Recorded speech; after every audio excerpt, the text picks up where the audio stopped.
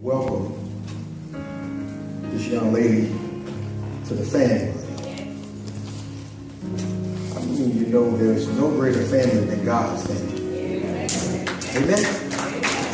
There's no greater family than God's family. And last week after church, I'm going to tell you, you don't have to do it when we do altar call. You can do it in the privacy of your own heart. So she came up to me, she says, Pastor, I'm ready to give my life to the Lord. She did it. I just helped walk through it. And it's my privilege to give a shout out to Michelle Harrison. Amen.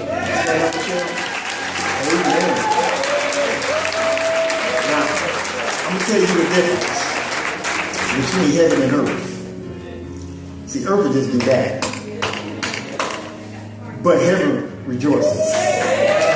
It's different. I understand you're tired, you've been up all night and you woke up early, but when somebody get their life to the Lord, the whole heavens rejoice because they know that that person was deemed to go to hell, but because they accepted Jesus Christ as their Lord and Savior, they're part of God's family. It can't get no better than that. Amen? If you ain't saved, pray your soul to the Lord. Amen? Don't get hooked. He is coming back. Amen? Hey, man, I'm just excited. If you're a first-time visitor, I do ask, man, that you come up and let me give you a holy hug after church. We want to welcome you here if it's your first time. We don't take it for granted. You could have went anywhere this morning. You came to worship with a growing church. Amen? We small, but we big in heart. Amen? You have to remind me, Pastor, we mega. Mega doesn't mean how many people you have. Do you have a mega attitude? Amen. Amen? Amen. So we welcome you here. If it's your first time, I do ask that you come and let me meet you after church. Amen? Amen. I'm just excited I got a chance to see the gas giveaway, man. I tell you, if you missed that, you just missed the time of serving. Amen? Yeah, our slogan is we get to serve. Yeah, when you get on any ministry, realize this. You get to do this. God wake you up and you join the ministry, you get to serve. We don't want to do it with a bad face. We always want to do it with a grateful heart and a smile because, man, if you look back over your life and God chose you to serve in his kingdom, how much better can it get? Many of us served the devil's kingdom for a long time. And so we get to do this. It's not a strain. When I come up here, everything else is a strain to me but this. You hear me? Everything else is a strain. When I get here, I'm like, everything else goes away. This is what I'm supposed to be doing. Amen? And so I get to do this. God saved me for this. And I thank him for it. Should have been dead a long time ago. Many of you have that same testimony. But it was a but clause in my life. How many have a butt clause in your life? I should have been dead, but got that butt clause, conjunction. I should have been dead, but God had another plan for my life. Praise God. If you that person, give yourself a hand. Amen. That should have been gone, but because of God, he saw a better way forward. Hey, as we've been really, man, just trying to empower our women, man, women of purpose, women of destiny, speaking to women this month. You know, we started out with that girl had the 12 issues, 12 years of bleeding. We kind of broke her down, man, how she took a risk to get to God for her healing. Sometimes you got to take a risk. You got to leave everybody else behind you because she tried everything. And this sister, she went broke trying to get healed, going to man for, and she went to the right people. I mean, many of us go to the doctors to get healed, and she spent all her money. And in that day, in that culture, you know, if you bled, especially 12 years, you would consider what an outcast, meaning they put you outside the city walls. So you had to say when somebody walked by you, unclean. So we determined that sister had some rejection, man. She had some stuff going on that nobody can be around her, but she heard. She had a butt too. She kept hearing about this dude named Jesus. Yeah, I mean, can you just imagine? I mean, folk had to be walking by her, talking to her. about him because she couldn't even be engaged in a conversation with people because she was unclean. If you even touched her, you became unclean. And so she was hearing about this. Who is this Jesus they walking by me talking about? This is just Ronnie Knives, and it walked with me. And she said, she heard he's coming to town. She took all the risks in the world because the risk could have cost her life. But because she did it at the right time, because see, look, when people get distracted, they lose sight of what they should be doing. Y'all just missed that. Yeah. So they were so distracted because Jesus came to town. They didn't pay her no attention, and she said, "What a perfect opportunity! They ain't paying me no attention. I'm gonna get to the one I know that if I just touch him, I will be healed." So she took that risk, and we know the story, man. She touched the hem of his garment, and Jesus said, "Hey, who touched you?" The disciple says, "Wait a minute, man. What you mean, who touched you? All these people rubbing up against you." He says, "But it wasn't that type of touch." Yes, sister. Sometimes you gotta touch to get to God, and you believe it. It's something about a lady that a man they got. But we know a whole lot that a man they got. But I'm talking about something spiritual. It's the way God created you. And so Jesus filled this touch. This is not the average or the ordinary touch. This touch was a touch of what? Purpose.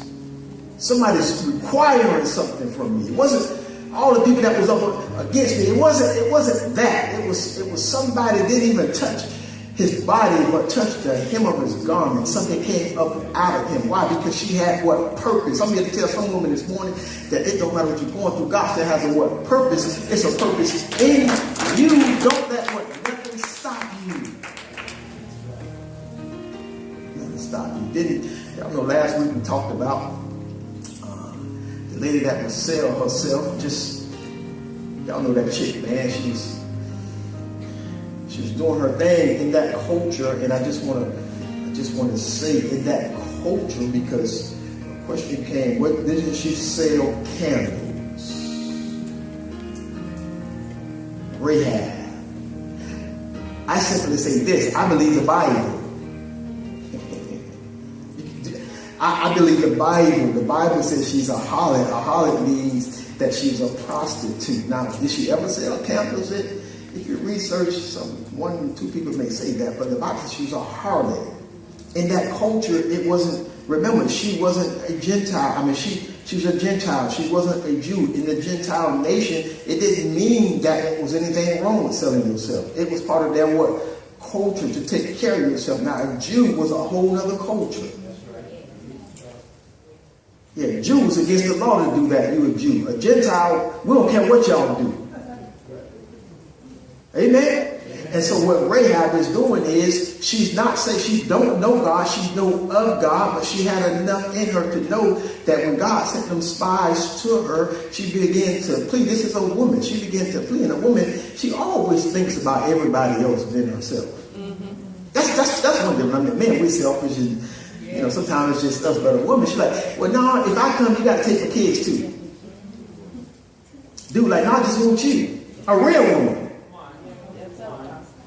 Yeah, let me speak. A real woman would say, can y'all just come with me for a minute? A real woman would say, no, you can't have me unless you have Rocky, Little Joe, and Billy, because they're part of the package.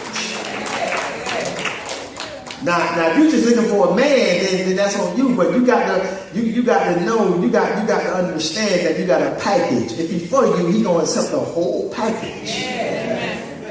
Matter of fact, I'm gonna tell you something because many of you don't know, and I don't call him this. I never call him my stepson. He's my son. He's not my stepson. He's had him since he was a little boy. Raised him. We never did the step thing. He never called. He'll tell you, no, that's my daddy. And I tell you, no, that's my son. But when I got with his mama, she already had him. And I think I fell in love with him before I fell in love with her. Amen? That's something I'm just giving you women as a nugget. I fell in love with him. I'm like, bring that boy to see. Now, she just wouldn't bring him when we first met because she didn't know how serious it was going to be. So she didn't put him around different men. She didn't play that. Like, you can't meet my son and tell him to be serious. Yeah, the one that said, yo, bring him. And I fell in love with the little dude. Amen? Still love him. And so Rahab, she y'all know the story, man. She hides the spies. She lied to the king. She told them they left. But she makes a plea. She says, listen, I'm going to do this, but would you save me and my whole household? My God, you're talking about a woman of purpose, man. She was prophesying about, she says, I know your God and what he can do. We know he opened up the Red Sea. So I know if he sent you, y'all come here to wreck some stuff. Now she don't even have a relationship with God, but she know of God, but she's putting herself, y'all know, man, she put herself in the Hall of Fame, in the Book of Faith. Say, won't he do it? Won't he do it? I know y'all say that, but do you believe? You know, we got all kinds of saying. Stuff will come out and we'll be saying it. The new thing, won't he do it? But do you believe he'll do it? Yes, amen. See, it's one thing to say it. It's a whole other thing to believe it. Amen? And so we know, man, she did that, man. When these boys came back to Jericho, man, and they didn't have to do much fighting. They marched around, but they made sure, because before Joshua sent them back out, he says, listen, go to the harlot's house and save her and her family. And her whole family got saved that day. And she entered the New Testament in the book of Hebrews about the Hall of Fame of faith. Amen? Amen. Say, I have purpose. I have purpose. No, I want every woman to say, I have purpose. I have purpose. Now say it like you mean it. I have purpose. Now say it one more time like you mean it. I have purpose. Yeah, you better know that. I'll tell you the power of a woman. Y'all want a man to tell you? Now, y'all should just come up here and throw me some money after I teach y'all. But I understand. Maybe you broke today. You don't want to pay me. But the power of a woman is, a man won't do nothing if you don't allow us to. Amen. Amen. Yes. Amen? Amen. Whatever you allow us to do, we'll do. Yeah, if we like you enough, if you require us to open the door, we will open that door for you. Yes. Amen. I know it's simple.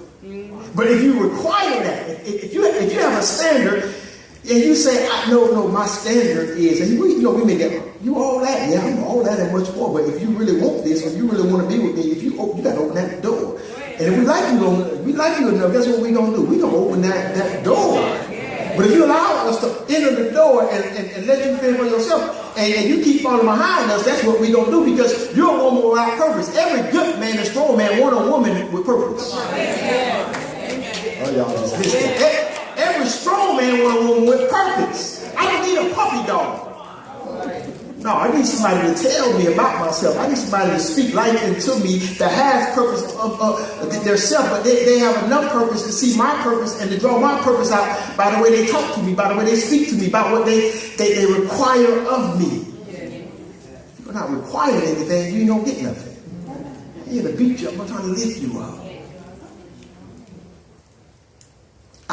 I told y'all months ago that the way that, and I'm not hating on them because they the next prophets, preachers, pastors, y'all just don't know. God will take the foolish things of the world to confine the wise. We sit with their pants down, we don't like that, but God says, I got a purpose for them. And y'all just, he got to use somebody.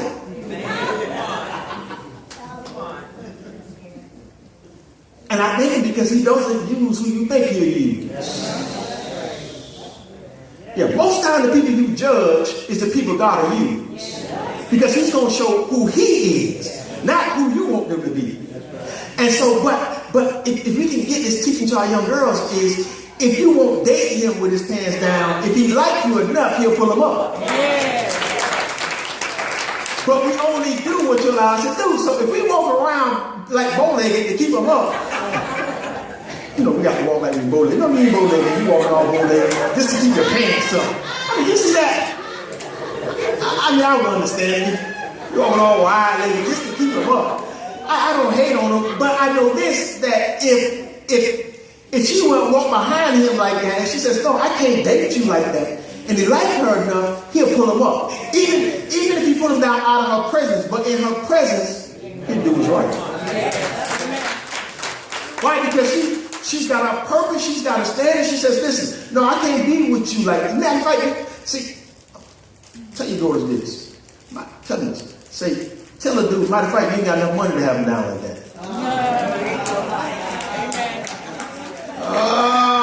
Well, what do you mean I got enough money? See, most rappers got enough money to wear their pants down because really they ain't got no cop to go clock in. But you got, I mean, you got to have a certain amount of money to walk with me with your pants down. How both of us broke and you walking bow-legged broke? Now, I want to teach you because you got to put them pants up. You got no job, you got no money, you walk around. No, you got to put them up if you're going to be with me. Why? Because I have a purpose.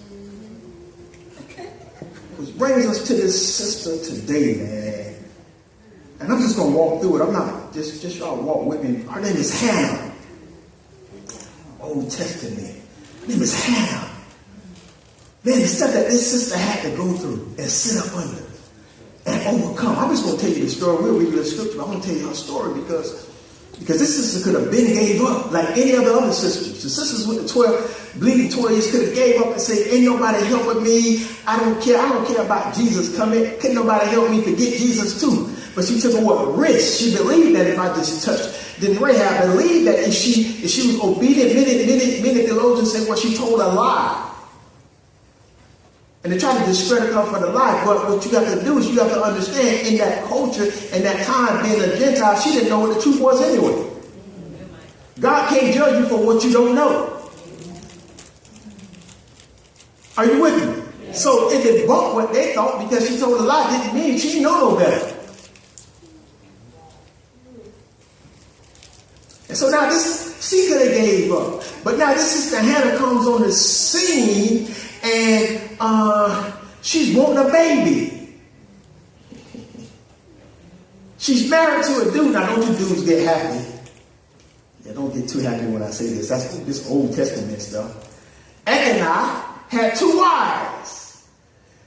Peninnah and Hannah. 2 wives. It was legal. Say it was legal, man. Now repeat after me. It's against the law today.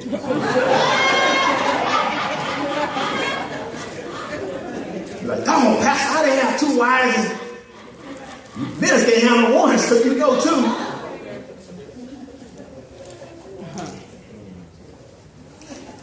Many men say, Pastor, you don't know. I got like it's 2 in the house. She beat 3 people at one time sometimes. And so I want you women to get this story and men too. I'm not excluding you, but talking to the women with purpose because I want to show you Hannah's life. She could have gave up. She could have blamed God because the Bible says this, that God holds her womb. What are you doing? God do it. Like it's easy to blame God if God does it. The Bible says God holds her womb. Sisters, this question, well, how can I serve him if he'll do something like that? Because in that day, in that culture, still today, if you cross the bridge, every dude, every guy wants a son. But in that day, it was so significant because they know that the son would be he would carry out the next generation. It was important to have a son. You can have a girl, they patted the girl on the head, but if you had a son, you had his attention. He was going to carry on with the legacy. He was going to carry on the name. So every woman that didn't have a son, I mean, she was all right with the daughter, but when a woman had a man, a son, man, she meant something to him. And here now, this lady, Hannah, she ain't got no sons, but Peninnah, she has a couple kids. My God. Both of them up under the same roof. Peninnah would get to a point where she would mock him. Y'all know how y'all sisters would do. When you put 2 of you sisters in the same house. My God.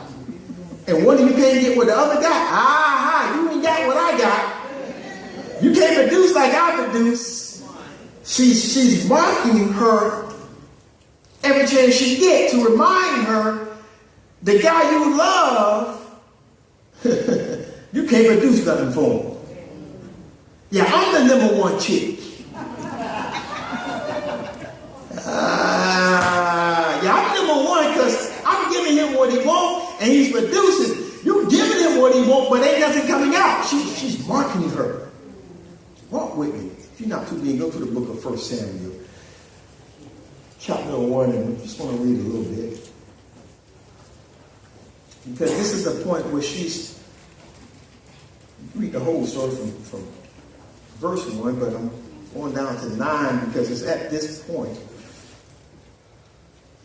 Hannah has become very distressed. Her husband, check this out, she's praying, and the Bible says she's praying in her heart, in her soul. Nothing's coming out of her mouth, but her lips are moving. So Agonai comes in and he says, this ain't up there, I'm just giving you a background. Agonai comes in and says, why you keep drinking that wine? Why you getting drunk? Because you would think a person's drunk too if they mouth move, but they got it coming out. She says, no, I ain't been drinking. But what she was doing was she was praying her heart to God. That it was so strong, it's like this. The heart is speaking, but there's no voice to it. So I said, dude, why you getting drunk? Because he knows what she's depressed and she's feeling rejected by God, and she don't feel like she have a purpose because she can't produce Agonai what? A son. And so now we pick up in verse 9. She says, then Hannah arose after eating and drinking in Shiloh. Now Eli the priest was sitting on the seat by the doorpost of the temple of the Lord. She greatly distressed, prayed to the Lord, and wept bitterly. 11. She made a vow and said, O Lord of hosts, if you would indeed look on the affliction of your maidservant, and do what? Remember me, and not forget your maidservant, but would give your maidservant. She didn't just say a child, she said what? A son. Then I would get, now listen, she didn't say, but then I'll serve you, then I'll do this for you, then, you know how we get, like, Lord, if you do this, I'll do this, this, and this. She said, no, if you give me a son, check it out, I give him to the Lord all the days of his life, and razor should never come on his head. It's just that the culture, I'm not going to cut his hair. Praise God. New Testament, grace, grace. Now it came to pass. It came about, and she continued praying before the Lord, that Eli was watching her mouth. Eli. And as for Hannah, she was speaking in her heart, only her lips were moving, but her voice was not heard. Eli said, you drunk? You been drinking? He says, how long? Verse 14. You make yourself drunk. Put away that wine from you. But Hannah replied, no, my Lord. How many married women here? Raise your hand if you're married. Okay. Every now and then, if you want to get us, I'm telling you now, y'all just run on up here, I'm telling you. Every now and then, just send a text and say, how you doing, my Lord? Now don't be, you ain't my Lord. Long as you use lowercase. I'm a woman oppressed in what? Spirit. I have drunk neither wine nor strong drink, but I have poured out my soul before who? The Lord. Not calling her sisters, not calling her girlfriend, not doing cousin what you doing. No, some things you go through, it's going to require you get in a quiet place where you can pour out your whole soul and your heart to God. Some stuff you're going through, it don't need a phone call. Yeah. Some stuff you just need to leave a phone alone and get in your quiet place and begin to pour out your soul to the Lord. Because why? Your spirit is grieved and you don't need nobody to agree with you. See, the phone call, child, you going through that? Yeah, he tripping. I just leave him if I was you. See, the phone call going to tour you. Your soul is vexed. You need to get in front of the Lord so he can tell you what he see or what you don't see in the person you're with. Because if you ain't too careful, the girl you talking to want him anyway.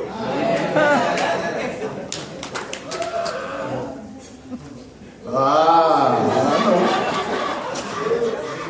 Child, I just leave him if I was you. I tell another girlfriend, if she leave him, I'm going to get him. I didn't see it happen. And guess what? It happens in the church. Ooh. Side note. Y'all bear with me. I was in the meeting the other night. I seen something on social media. They had the old-time church women sitting in the front with long dresses on. That's all that. So, and then they had the new church women. You know, they got those. I said, it ain't made no difference how long those skirts was. They still was messy. They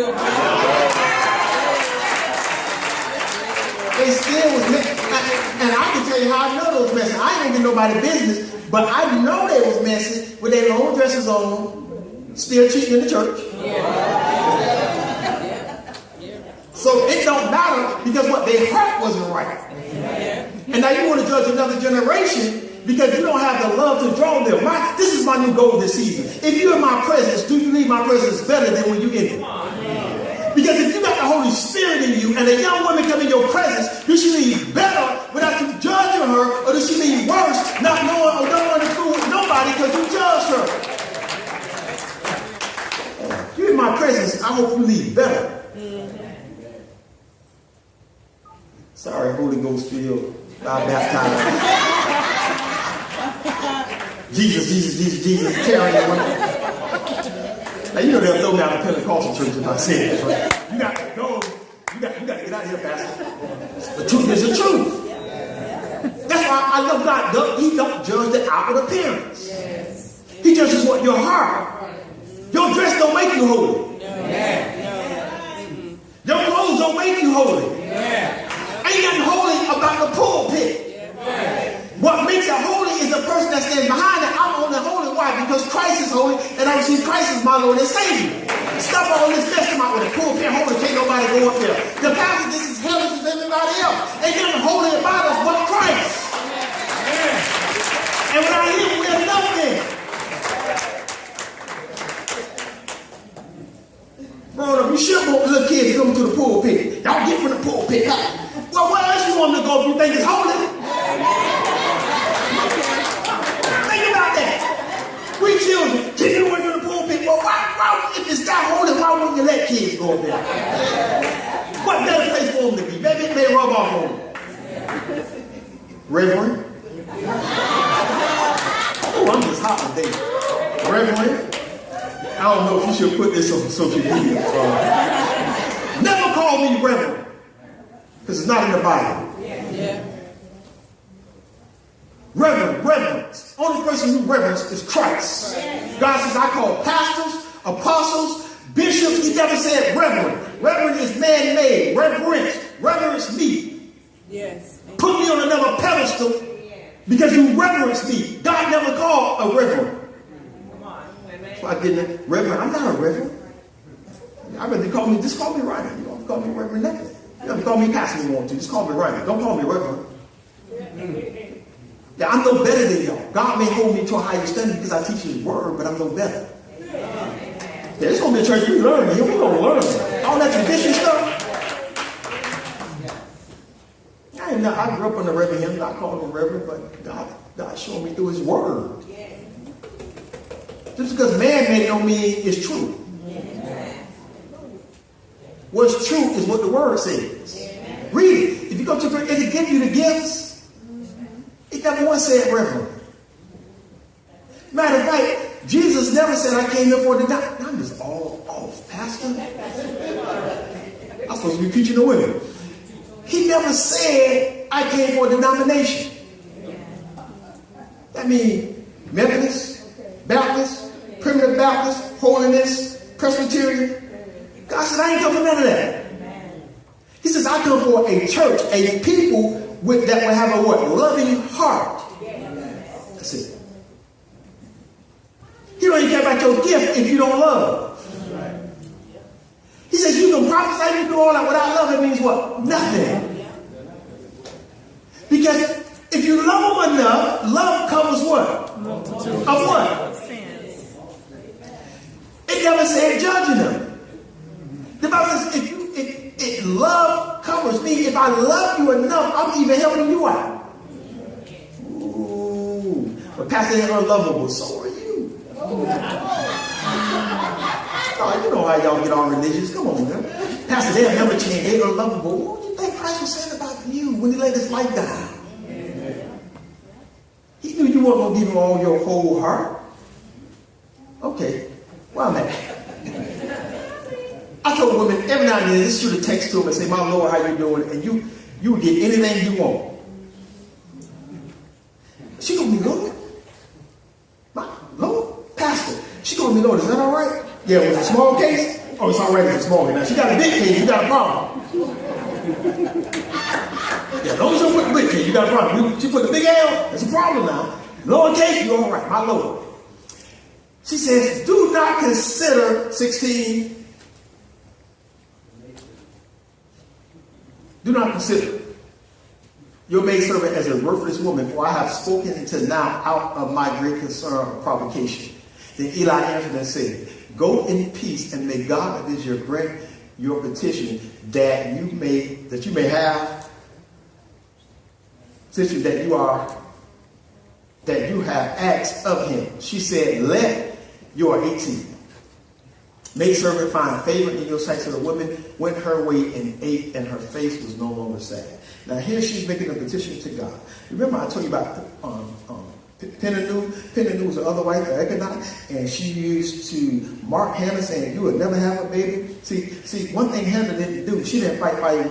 Amen. Yeah, sometimes when the word says this, the battle ain't yours. It belongs to the Lord. You better know the difference. Yeah. Because sometimes you can get in the battle and mess everything up. Yeah. Sometimes it ain't for you to say anything. Sometimes it's for you to walk right by, even though they're mocking you, and don't say a word. Because if somebody can get a peep out of you, they know they got you. Yeah. See, sometimes you got to walk around and say, I know, Lord, you know I want to eat. You know I want to eat them up.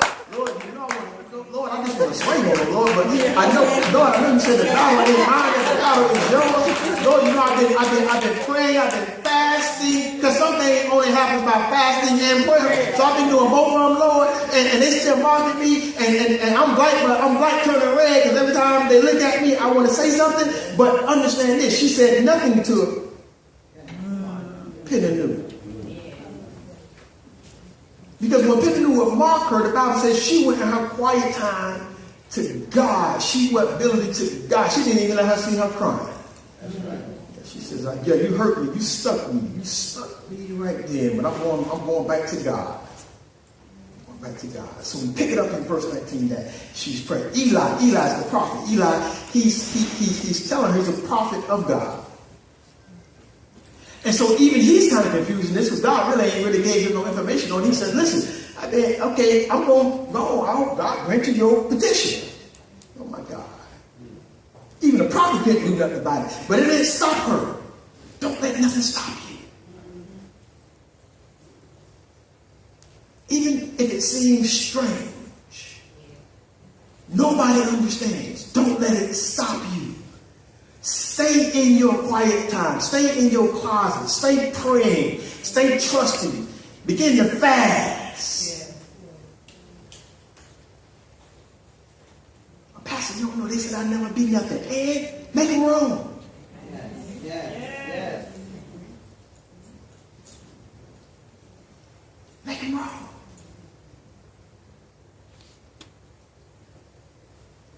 Amen. I can't lower my standards down to you. What kind of... Now, I'm not telling you to go, what kind of money you got? What kind of job you got? Do I have to take care of you? Do you love your mama? Was you raised with your dad? Did your daddy beat your mama? Can you take an HIV test? How many baby mamas you got? Because I ain't got time for no talk. I mean, do you have a plan? I'll tell you what, give me your 5-year plan, put it down on paper for me, and let me look at it. Because I ain't got time to waste my time. I got your prize, but you can't get the prize until you show me you deserve it. Ain't nothing for free. And I'm not going to give it to you just for $1. Because what I got, money can't buy. Mama said I want you your helpmeet, not your prostitute. So what you going to give me? She gonna give me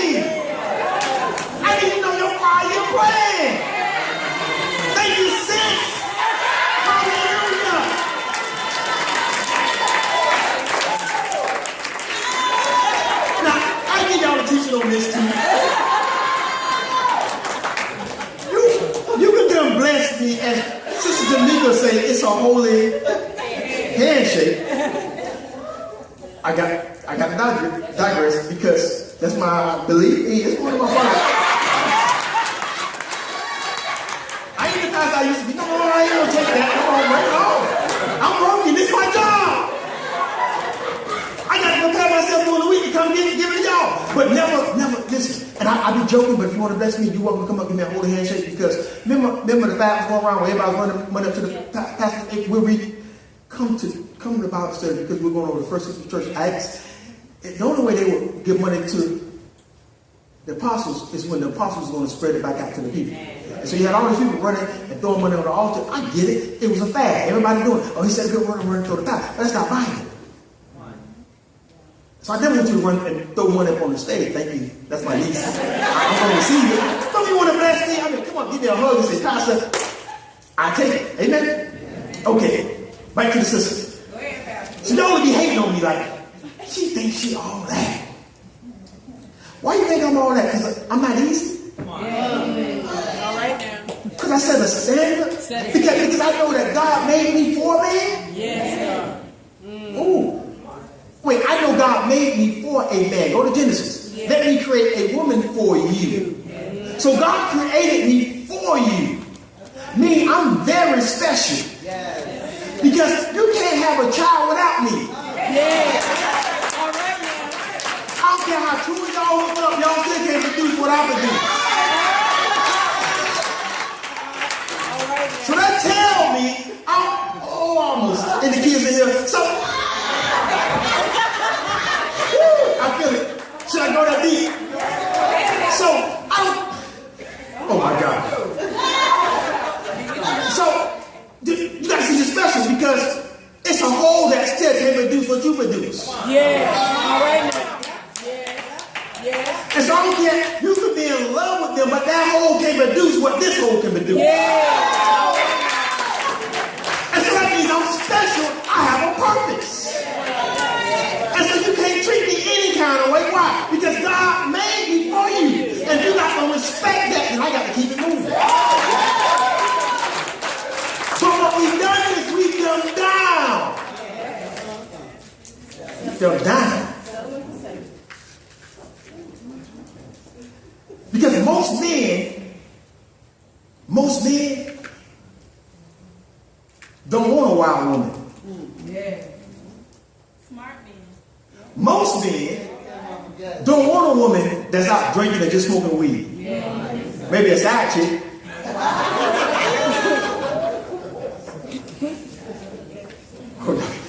I'm teaching that. Yeah. You can be the side chick smoking and hanging out and doing everything. But the man, oh no. I mean, she got to have. I mean, as a man, this is how I looked at it. Praise God for my wife. I mean, we've been on the job for 30 years, and she's part of our investment plan because she got to do another 5 years. We're on the job program 35 years, and then that's how some of our investment. And thank God my accountant said she can't retire because she'll retire right. If I told her to retire today, she don't. I said, no, you got to stay another 6, 7 years. So that's part of our retirement. And at 56, you'll still be 56 retired with some money. Both of us have some money, amen. But even in the streets, I mean, some of us was like, my main chick got to have a job. Ooh. Smart enough. And that's what we wanted. Like, wait a minute, she got a job. She got a good job. She got a state job. I don't know her. I mean, all y'all others, I ain't on camera smoking weed with me and hanging out all night. No. Why? I mean, if you don't know better, you can't do better. Amen. And some of them didn't have an example. Some didn't have an example. I had a mom every year, no matter what that man did, he was going to buy some new furniture and stuff. She demanded that. Now he's older now. It's hard for her to get $100. It's hard for her to get $100 now. But growing up, she wanted it. Sent her wherever she wanted to go. Gave her whatever she wanted. Gave us whatever we wanted. So I'm kind of a man like that. That's why I sold the house. Mom said, Pastor, me and my sister going to New Orleans. I said, man, go ahead. I mean, that's what I saw. I didn't see my dad say, no, you can't go nowhere. Where you going? You better. I didn't see that. That part of me I have. I trust her. Go wherever you want to go. So who you getting? You better give yourself a questionnaire. Yeah. And stop playing. Young girl, are you going to college? Do you want to college? What trade school you going to? You want to be an AC? Now, are you going to work for somebody, or do eventually you're going to get your own? Like, what that's going to be? Have you put down the numbers? Show me some numbers. What do you plan on making in the next 5 years? What's your budget for the next 5 years? I guarantee you, if he ain't right, guess what he's going to say? Man, she's crazy. And when she say, and that's what, if you walk away and say, he didn't meet the standard. Fellas, don't hate on me. We got a Father's Day coming. This one bless the father, but right now, his mother's one.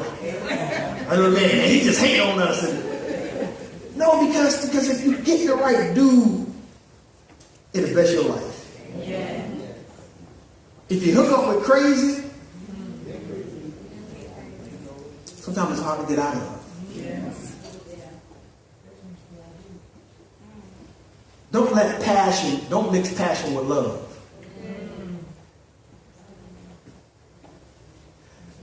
Because the older you get, sex don't slow down. And now what do we have in common? Kids gonna leave the house. And if y'all don't have nothing in common, what you gonna say is this: the kids kept us together. Amen? It's just good.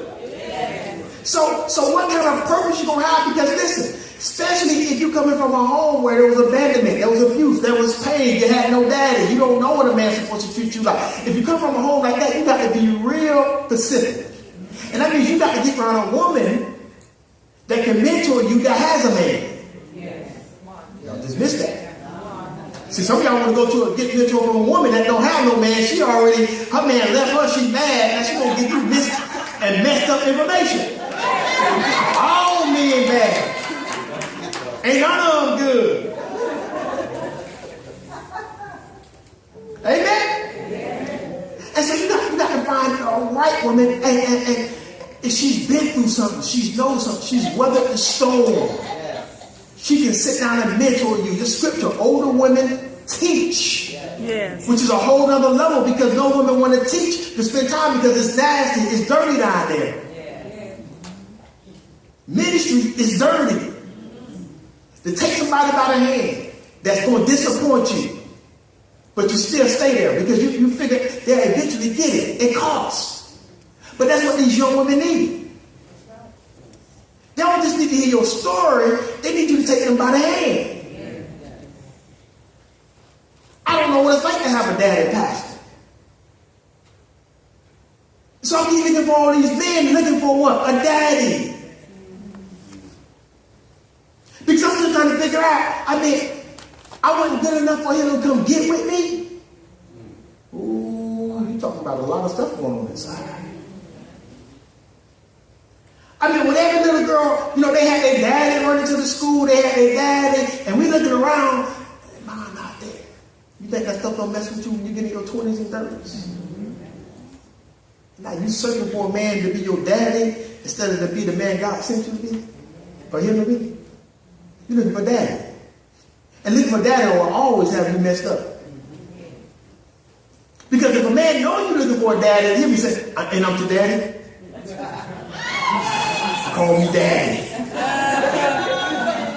No, my daddy is the one that raised me, that gave me a car, that showed me how to drive, that disciplined me. No, that's my daddy. You can't be my daddy.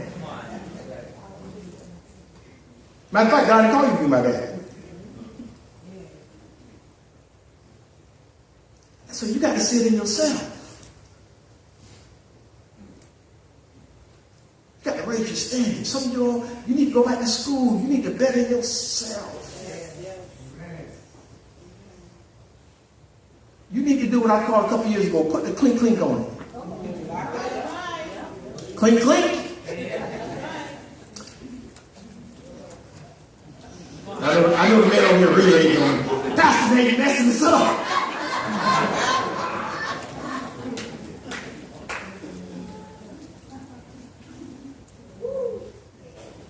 We only do what you're allowed to do.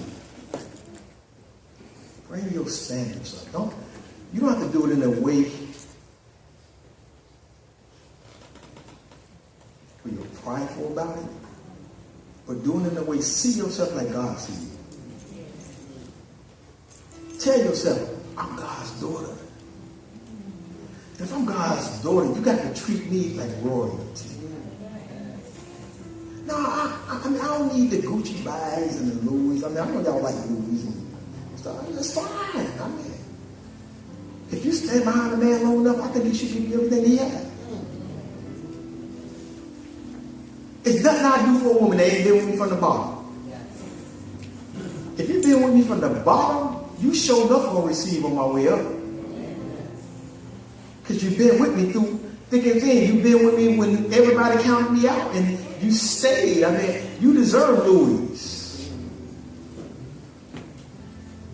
But raise your standard up, not just for Louis, but because of who you are. You're precious. In who God's sight. You have to believe that. You have to trust that. Man, we raise up some strong women in here that can reach back to these young. I mean, you'll see a whole community change.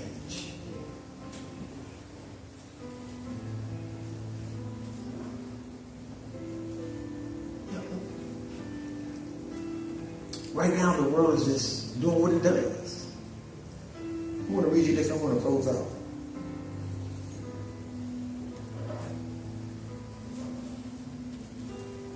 Since the world tells us that to have any significant influence, we must be someone or do something that the culture considers important. However, there's a very wide gap between what the world says and what God says has value. The Bible teaches us that the quiet influence of a gospel-centered life has eternal significance in often unexpected ways. Consider the woman Hannah. As I said before, a quiet gospel life. She went and prayed to God. She never went at her enemy. So what they talking about you?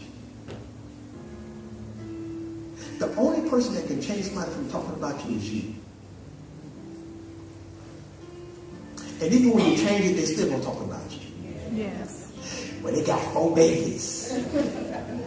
I got 4 babies. They all mine. I'm going back to school. I'm gonna get me a degree. I'm gonna get me a good job. Guess what they're gonna be doing? Still talking about you. Until you make up your mind, I'd rather you talk about me doing good. You're going to talk anyway. I'd rather you talk about me doing good than talk about me when I'm distressed. Because I don't know what way to turn. Every dude didn't hurt me. Every dude that promised me he's going to be with me. Every dude that promised me say he's going to take care of his kids. Every dude that left me. It's time to separate. So it's me and God right now. But baby, no, it's clean, no, that's me and God. No, I'm serious because I got to go somewhere. I got to trust God that he's going to send a man that's going to help take care of me and his kids. But I got to get myself in position. Because too long I've been out of position. And so I can't even get, the man can't even find me because I'm out of position. A man that findeth a wife findeth a good thing. A man that findeth. Sometimes you're just out of position. He comes to a spot you ain't there because you're somewhere else. He said, no, I ain't done one of them men. He looking for you, but you ain't showed up yet. Your Boaz is looking for you. But he's waiting to see you. Hey. Yeah, maybe I'm going to open up the doors of the church